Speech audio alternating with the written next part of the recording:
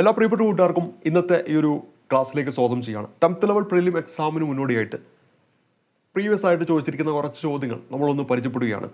ഇവിടെ തന്നിരിക്കുന്ന ചോദ്യം എന്ന് പറയുന്നത് 7654325 എന്ന സംഖ്യ 11 കൊണ്ട് ഹരിക്കുമ്പോൾ ലഭിക്കുന്ന ശിഷ്ടം എത്ര എന്നാണ്. സാധാരണ നമുക്ക് ഇങ്ങനെ ഒരു ചോദ്യം കിട്ടുമ്പോൾ നമുക്ക് വേണമെങ്കിൽ അത് ഹരിച്ചു നോക്കിയിട്ട് അതിൻ്റെ ശിഷ്ടത്തിലേക്ക് എത്താനായിട്ട് പറ്റും. നമുക്ക് സാധാരണ നമ്മൾ ചെയ്യുന്ന ഒരു രീതിയാണ്. അതല്ലാതെ എങ്ങനെയാണ് വളരെ സിമ്പിളായിട്ട് അതിൻ്റെ ഉത്തരത്തിലേക്ക് എത്തുക നമുക്കൊന്ന് പരിശോധിക്കാം. ഇവിടെ നോക്കുക, 7654325 എന്നാണ് നമ്മുടെ നമ്പർ എന്ന് പറയുന്നത്. 7654325 എന്നാണ് നമ്മുടെ നമ്പർ. ഇവിടെ നമ്മൾ സാധാരണ ഈ 11ൻ്റെ ഡിവിസിബിലിറ്റി നമ്മൾ ചെക്ക് ചെയ്യാറുണ്ട്. തന്നിരിക്കുന്ന ഒരു നമ്പർ 11 കൊണ്ട് ഡിവൈഡ് ചെയ്യാൻ പറ്റുമോ ഇല്ലയോ എന്ന് എങ്ങനെയാണ് ചെക്ക് ചെയ്യുക? അതിൻ്റെ ഒറ്റാമത്തെ പൊസിഷനിൽ വരുന്ന അക്കങ്ങളെല്ലാം കൂടെ കൂട്ടും, പിന്നെ ഈവൺ പൊസിഷനിൽ വരുന്ന അക്കങ്ങളും കൂട്ടി പരസ്പരം നമ്മൾ കുറയ്ക്കും. ഒന്നെങ്കിൽ 0 കിട്ടും, അല്ലെങ്കിൽ 11 കിട്ടും, 11ൻ്റെ മൾട്ടിപ്പിൾ കിട്ടും. അങ്ങനെയാണെങ്കിൽ നമ്മൾ പറയും ആ ഒരു നമ്പർ പൂർണ്ണമായിട്ടും 11 കൊണ്ട് ഡിവൈഡ് ചെയ്യാൻ പറ്റും. അല്ലെങ്കിലോ നമുക്ക് പറയാൻ പറ്റും അതിനെ പൂർണ്ണമായിട്ടും ഡിവൈഡ് ചെയ്യാൻ പറ്റില്ല. അതായത് ഇവിടെ 7 എന്ന് പറയുന്ന നമ്പർ, 5 എന്ന് പറയുന്ന നമ്പർ, 3 എന്ന് പറയുന്ന നമ്പർ, തുടർന്ന് വരുന്ന ഈ 5, ഇതെല്ലാം എന്താണ്? ഒറ്റാമത്തെ പൊസിഷനിൽ നിൽക്കുന്നതാണ്. അപ്പോൾ 7ഉം 5ഉം കൂടെ കൂട്ടിക്കഴിഞ്ഞാൽ നമുക്ക് എന്ത് കിട്ടും? 12. 12 3 കൂട്ടിയാൽ 15, 15ഉം 5ഉം കൂട്ടിയാൽ നമുക്ക് 20 എന്ന് നമുക്കവിടെ കിട്ടും. അപ്പോൾ അവിടെ നമുക്ക് 20 കുറയ്ക്കണം. ഇനി ഇരട്ട പൊസിഷനിൽ വരുന്ന നമ്പർ, ഈവൺ പൊസിഷനിൽ വരുന്നത് ഈ 6 ഉണ്ട്. പിന്നെ 6 4 10, 10ഉം 2ഉം നമുക്കിവിടെ 12 എന്ന് കിട്ടും. ഇത് കുറച്ച് കഴിഞ്ഞാൽ നമുക്ക് 8 എന്നാണ് കിട്ടുക. ഇത് കുറച്ച് കഴിഞ്ഞാൽ നമുക്ക് 8 എന്നാണ് കിട്ടുക. അപ്പോൾ ഇവിടെ നമുക്ക് മനസ്സിലാക്കാൻ പറ്റും ഈ ഒരു നമ്പർ എന്തല്ല, 11 കൊണ്ട് ഡിവൈഡ് ചെയ്യാൻ പറ്റില്ല. പക്ഷേ ഇവിടെ ലഭിച്ചിരിക്കുന്ന ഈ 8ൽ നിന്ന് എന്ത് മനസ്സിലാക്കിയെടുക്കണം? നമുക്ക് ലഭിച്ചിരിക്കുന്ന ഈ ഒരു ചോദ്യത്തിൽ അതിൻ്റെ ഉത്തരം എന്ന് പറയുന്നത് 8 ആണ്. അതായത് റിമൈൻഡർ എന്ന് പറയുന്നത് 8 ആണ് എന്ന് നമ്മൾ മനസ്സിലാക്കി വെക്കണം. അതായത് ഇവിടെ ഈ ഒരു ചോദ്യത്തിൻ്റെ ഉത്തരം എന്താണ്? ഓപ്ഷൻ സി 8 എന്നതാണ് ഈ ഒരു ചോദ്യത്തിൻ്റെ ഉത്തരമായിട്ട് വരിക. ഇനി ഈ ഒരു രീതി നിങ്ങൾക്ക് അവിടെ അറിയില്ലെങ്കിൽ നിങ്ങൾ എന്ത് ചെയ്താൽ മതി? നേരിട്ട് പോയിട്ട് അത് അങ്ങോട്ട് ഡിവൈഡ് ചെയ്ത് നോക്കിയാൽ മതി. അതായത് ഇവിടെ ഇപ്പോൾ തന്നിരിക്കുന്ന ഈ ഒരു നമ്പർ എന്താണ്? 7654325 എന്നാണ് നമുക്ക് തന്നിരിക്കുന്ന നമ്പർ. ഇത് 11 വെച്ചിട്ട് ഡിവൈഡ് ചെയ്യുക. അപ്പോൾ നമുക്ക് ഒരു റിമൈൻഡർ അവസാനം കിട്ടും. ആ ഒരു റിമൈൻഡർ എത്രയായിരിക്കും? 8 ആയിരിക്കും. ആ രീതിയിൽ വേണമെങ്കിലും കണ്ടുപിടിക്കാം. കുറച്ചും കൂടെ എളുപ്പത്തിൽ ഈ ഒരു രീതി വേണമെങ്കിലും ഫോളോ ചെയ്യാം. അപ്പോൾ നിങ്ങൾക്ക് ഏതാണ് എളുപ്പം ആ രീതി നിങ്ങൾ ഫോളോ ചെയ്യുക. ഇനി അടുത്തത്, ഒരു സമഭുജ ത്രികോണത്തിൻ്റെ ചുറ്റളവ് 12.9 സെൻറ്റിമീറ്റർ ആണ്. അതിൻ്റെ ഒരു വശത്തിൻ്റെ നീളം എത്ര എന്നാണ് നമ്മൾ അടുത്ത ചോദ്യം. ഇപ്പോൾ ഇവിടെ തന്നിരിക്കുന്നത് എന്താണ്? ഒരു സമഭുജ ത്രികോണമാണ്. അപ്പോൾ ഈ ഒരു ചോദ്യത്തെ നമുക്ക് ആകെ അറിഞ്ഞിരിക്കേണ്ടത് എന്താണ് സമഭുജ ത്രികോണം എന്ന് പറഞ്ഞാൽ സിമ്പിളായിട്ട് ഉത്തരത്തിലേക്ക് എത്താം. നമുക്കറിയാം സമഭുജ ത്രികോണം എന്ന് പറഞ്ഞാൽ അതിൻ്റെ എല്ലാ വശങ്ങളും എന്തായിരിക്കും? തുല്യമായിരിക്കും. ഇപ്പോൾ ഈ ഒരു വശം എ ആണെങ്കിൽ ബാക്കി എല്ലാ വശങ്ങളും എന്ത് തന്നെയായിരിക്കും? എ ആയിരിക്കും. ഇനി ചുറ്റളവ് എന്ന് പറഞ്ഞാൽ എന്താണ്? എല്ലാ വശങ്ങളും കൂട്ടിയാൽ കിട്ടുന്നത്. ഇവിടെ എല്ലാ വശങ്ങളും കൂട്ടിയാൽ നമുക്ക് എന്ത് കിട്ടും? 3a എന്നാണ് കിട്ടുക. അത് എന്തിനോട് ഈക്വലാണ്? നമുക്ക് ഓൾറെഡി ഇവിടെ തന്നിട്ടുണ്ട് 12.9 ഈക്വലാണെന്ന് തന്നിട്ടുണ്ട്. നമ്മളോട് പറഞ്ഞിരിക്കുന്ന ഒരു വശത്തിൻ്റെ നീളം കണ്ടുപിടിക്കാനാണ്. അതായത് എയിൻ്റെ വാല്യൂ കണ്ടുപിടിക്കാനാണ് നമ്മളോട് പറഞ്ഞത്. അപ്പോൾ 12.9 ഡിവൈഡ് ബൈ 3 ചെയ്താൽ മതി. നമുക്കവിടെ 4.3 എന്നാണ് കിട്ടുക. അപ്പോൾ ഇവിടെ നമ്മൾ ഉത്തരം എന്താണ്? 4.3. ഓപ്ഷൻ ഡി ആണ് ഈ ഒരു ചോദ്യത്തിൻ്റെ ഉത്തരമായിട്ട് വരിക. ഇനി അടുത്ത ചോദ്യം, ഒരു സംഖ്യയിൽ നിന്നും 3/8 കുറച്ച് വീണ്ടും 1/8 കുറയ്ക്കുമ്പോൾ 5/12 കിട്ടുന്നു. ആദ്യത്തെ സംഖ്യ ഏത്? അപ്പോൾ ഇവിടെ തന്നിരിക്കുന്ന ഒരു സംഖ്യ എന്ന് പറഞ്ഞാൽ ഞാൻ എക്സ് ആയിട്ട് എടുത്തു. അതിൽ നിന്ന് 3/8 കുറയ്ക്കുന്നു, വീണ്ടും അതിൽ നിന്ന് 1/8 കുറയ്ക്കുന്നു. അപ്പോൾ നമുക്ക് കിട്ടുന്നത് 5/12 ആണെന്ന് നമ്മുടെ ചോദ്യത്തിൽ തന്നിട്ടുണ്ട്. അപ്പോൾ നമുക്ക് ആ എക്സിൻ്റെ വാല്യൂ ആണ് നമുക്ക് കണ്ടുപിടിക്കേണ്ടത്. എന്തിൻ്റെ വാല്യൂ ആണ് നമുക്ക് കണ്ടുപിടിക്കേണ്ടത്? എക്സിൻ്റെ വാല്യൂ ആണ് നമുക്ക് കണ്ടുപിടിക്കേണ്ടത്. അപ്പോൾ നമുക്ക് ഇവിടെ സോൾവ് ചെയ്ത് എക്സിൻ്റെ വാല്യൂ കണ്ടുപിടിക്കാം. ഇവിടെ -3/8 -1/8 ആണ്. അതിൽ നമുക്ക് 8നെ നമുക്ക് എന്ത് ചെയ്യാൻ പറ്റും? കോമൺ ആയിട്ട് എടുക്കാം. പിന്നെ മോൾ ഭാഗത്ത് -3 -1 എന്നാണ് എടുക്കേണ്ടത്. അപ്പോൾ ഇവിടെ -3 -1 ചെയ്താൽ നമുക്ക് എന്ത് കിട്ടും? -4 എന്ന് കിട്ടും. അപ്പോൾ നമുക്കിവിടെ ഈ ഒരു ഭാഗം എന്തായിട്ട് മാറി? എക്സ് -4/8 എന്നായിട്ട് മാറും. ഇത് നമുക്ക് വെട്ടിച്ചുരുക്കാലോ. അപ്പോൾ നമുക്കിവിടെ 2 വരും. അതായത് ഇത്രയും ഭാഗം ഇപ്പോൾ എന്തായിട്ട് മാറി? എക്സ് -1/2 എന്നായിട്ട് മാറി. That is equal to 5/12. ഇനി എക്സിൻ്റെ രൂപത്തിലേക്ക് മാറ്റുകയാണെങ്കിൽ 5/12 ആട്ടോ. 5/12 പ്ലസ് എന്താണ്? 1/2 എന്ന് വരും.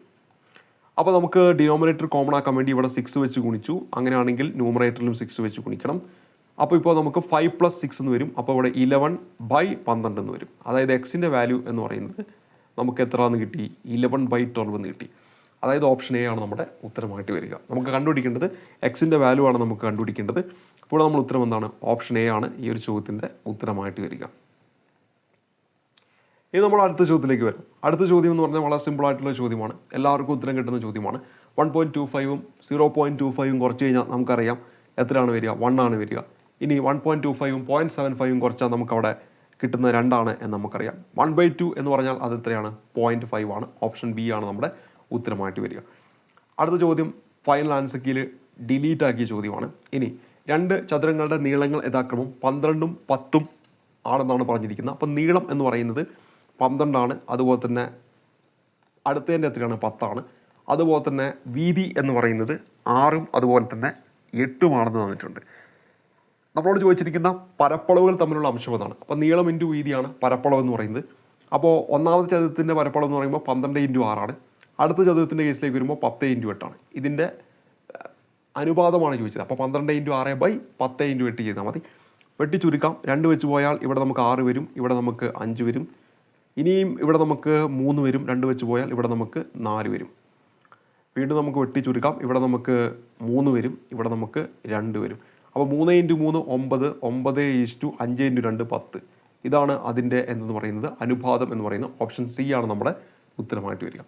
ഓപ്ഷൻ സി ആണ് നമ്മുടെ ഉത്തരമായിട്ട് വരേണ്ടത്. അപ്പോൾ കൃത്യമായ ചോദ്യം വായിച്ച് മനസ്സിലാക്കിക്കൊണ്ട് വേണം ഇതിൻ്റെ ഉത്തരത്തിലേക്ക് എത്താൻ. ഇനി അടുത്തത് 2 × 5 × 7 × 4 × 2 × 5 × 7 എന്നതിൻ്റെ വർഗ്ഗമൂലം എത്ര എന്നാണ് നമ്മുടെ ചോദ്യം.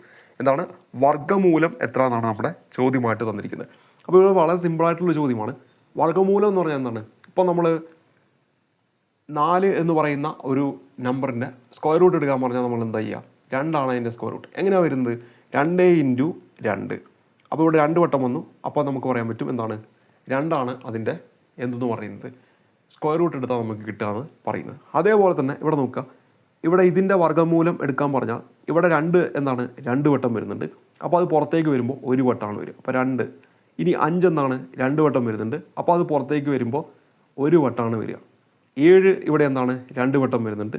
അപ്പോൾ അത് പുറത്തേക്ക് വരുമ്പോൾ എന്താണ്? 1 വട്ടമാണ് വരിക. പിന്നെ ഇവിടെ 4 ഉണ്ട്. 4ൻ്റെ സ്ക്വയർ എടുക്കാൻ പറഞ്ഞാലോ നിങ്ങൾക്ക് എല്ലാവർക്കും അറിയാം. സ്ക്വയർ റൂട്ട് എടുക്കാൻ പറഞ്ഞാൽ 2 ആണെന്ന് നിങ്ങൾക്ക് എല്ലാവർക്കും അറിയാം.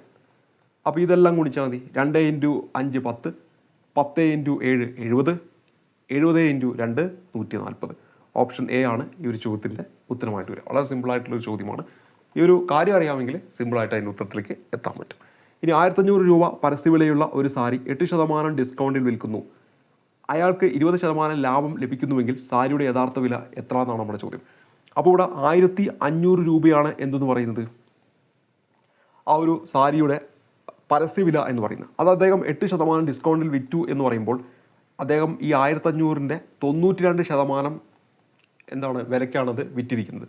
ഇത് എന്ന് പറയുന്നത് അയാളുടെ കോസ്റ്റ് പ്രൈസ് എന്ന് പറയുന്നത് എക്സായിട്ട് ഞാൻ എടുക്കുകയാണെങ്കിൽ അയാൾക്ക് 20% ലാഭം ലഭിക്കുന്നു എന്നാണ് പറഞ്ഞത്. അപ്പോൾ കോസ്റ്റ് പ്രൈസിന് എത്ര ശതമാനമാണ്? 120% നമുക്ക് പറയാൻ പറ്റും. പറയാൻ പറ്റില്ലേ? ലാഭം കിട്ടുക എന്ന് പറഞ്ഞാൽ 100നോട് 20 കൂട്ടുക. അപ്പോൾ 120% പറയാം. അപ്പോൾ ഇവിടെ എന്താണ് പറഞ്ഞത്? 1500 രൂപ പരസ്യവിലയുള്ള ഒരു സാരി 8% ഡിസ്കൗണ്ടിൽ കൊടുക്കുക എന്ന് പറഞ്ഞാൽ 1500 രൂപയുടെ 92%-ത്തിനാണ് അയാൾ വിറ്റിരിക്കുന്നത്. അതെന്ന് പറയുന്നത് ഈ പറഞ്ഞിരിക്കുന്ന കോസ്റ്റ് പ്രൈസിൻ്റെ എക്സ് ആണ് ഞാനിവിടെ കോസ്റ്റ് പ്രൈസ് ആയിട്ട് എടുത്തത്. അതായത് അയാളുടെ ചിലവായ തുക എന്ന് പറയുന്നത് അത് എന്താണ്? അതിൻ്റെ 120%-ത്തിന് തുല്യമാണ്. അതായത് 20% അയാൾക്ക് ലാഭം കിട്ടിയതുകൊണ്ട് തന്നെ 120%-ത്തിന് തുല്യമാണെന്ന് പറയാൻ പറ്റും. ഇവിടെ നമുക്ക് എക്സിൻ്റെ വാല്യൂ കണ്ടുപിടിച്ചാൽ മതി. എക്സ് ഈസ് ഈക്വൽ ടു 1500 × 92/100 × 100/120 എന്ന് വരും. ഇപ്പുറത്തേക്ക് കൊണ്ടുവരുമ്പോൾ അപ്പോൾ നമുക്ക് ഈ 100ഉം 100ഉം വെട്ടിപ്പോയി. പിന്നെ ഇതും ഈ 0 നമുക്ക് വെട്ടിക്കളയാം. പിന്നെ നമുക്ക് 3 വെച്ച് പോവുകയാണെങ്കിൽ ഇവിടെ നമുക്ക് 50 കിട്ടും. ഇവിടെ നമുക്ക് 4 എന്ന് കിട്ടും. നേരെ വെട്ടാം. 2 3 എന്ന് കിട്ടി. ഇവിടെ നമ്മൾ ചെയ്യുമ്പോൾ I3 15, I2 10 11, 1150. ഓപ്ഷൻ ബി ആണ് നമ്മുടെ ഉത്തരമായിട്ട് കിട്ടുക. അതായത് 88ാമത്തെ ചോദ്യം ഓപ്ഷൻ ബി ആണ് ഇവിടെ നമ്മുടെ ഉത്തരമായിട്ട് വരേണ്ടത്. അപ്പോൾ ഇതും സിമ്പിളായിട്ടുള്ള ഒരു ചോദ്യം തന്നെയാണ്. നമുക്ക് ആ ബേസിക് കാര്യങ്ങൾ അറിയാമെങ്കിൽ സിമ്പിളായിട്ട് നമുക്ക് എന്ത് ചെയ്യാൻ പറ്റും? അതിൻ്റെ ഉത്തരത്തിലേക്ക് എത്താനായിട്ട് സാധിക്കുന്ന ഒരു ചോദ്യമാണ്.